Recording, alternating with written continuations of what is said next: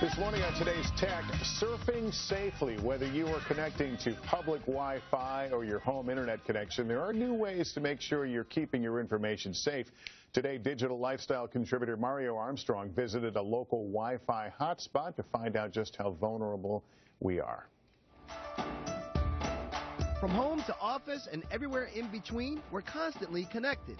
Over half of Americans now use public Wi-Fi at least once a week. But hopping on a public network can mean privacy is no guarantee. So here I am setting up a decoy Wi-Fi hotspot. You don't need a lot to do this, an internet connection, some software, and you're good to go. Here's the legitimate connection at this location. But what I did is I set up a decoy hotspot that looks just like the same real one. By setting up this decoy, anyone that connects to this Wi-Fi hotspot, I could potentially get access to their information. An easy trick to lure in browsers. If you were to come here today and you were to plug it in your computer, which one of these would you choose as the connection to get onto the Automatically, I would go to the Ace Hotel Wireless. That's a decoy. The real one is without the spaces here. Wow, okay. Your information could be getting captured. Okay. It's something called a man-in-the-middle attack. It's a way to set up software and hardware that can kind of capture your data as it's going back and forth. Wow. That type of access can leave your information, passwords, and credit card numbers up for grabs. I could actually see if you logged in to places like Facebook. Okay. And then I would be able to see like your username and your password for that. So this is, if it's work related, they'll be able to have all my work data and information. Okay. Absolutely. Wow. That's not good. Yes, it can be scary. I can see this. This is too easy. Too easy. Okay, now that you know all of this, don't worry, I have you covered with 3 easy tips to help you be more safe when you're going online. Step number 1, whenever you connect to a public Wi-Fi connection, make sure it's legitimate by asking the establishment. Here at Ace Hotel, they actually give you a nice little card with the verification so you know it's legit. Step number 2, be aware of what you're doing online. Whether it's banking, shopping, whatever you're doing, take the right precautions to be safe. Step number 3, try out something called 2-step authentication.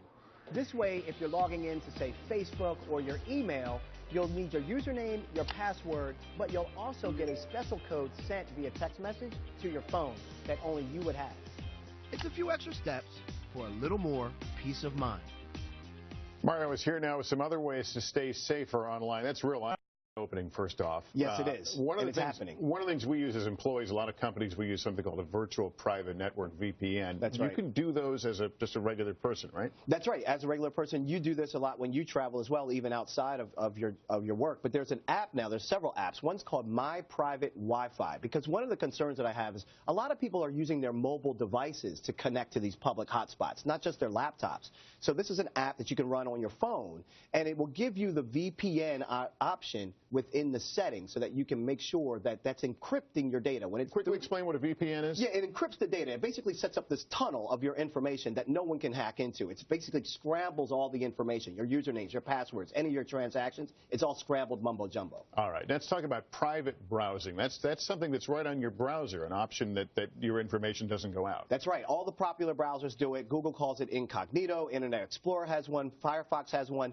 This doesn't make you anonymous on the web. I want to make sure people understand. Private browsing only makes it so that the web history is not saved on your computer. So a good example of this is, let's say you're buying a gift for someone in the family and that may use that same computer. You go to the website, you purchase the gift. You don't want them coming to that computer and seeing where you've been, so you could actually erase your history if you private browse. But will it save passwords and those sorts of things? It won't save that to forms and things of that nature as well. You're right. All right. Kid controls. If you want to control what your children can see or do on the internet, talk about what's available there. Yeah, there are a lot. I think parents they're a little shy about this. It's like, get in there, because kids are seeing a lot of inappropriate content. So on all of the phones, you can go right into the settings and look for the parental controls. In iPhone, they call this restrictions. And you can enable these restrictions so that kids can't download inappropriate apps or inappropriate content or certain websites. So there's a lot of things that you can control just through the settings of the phone itself. All right, really good information. Mario, thanks for stopping by this morning. Thanks, Lester. Appreciate it. Just ahead, his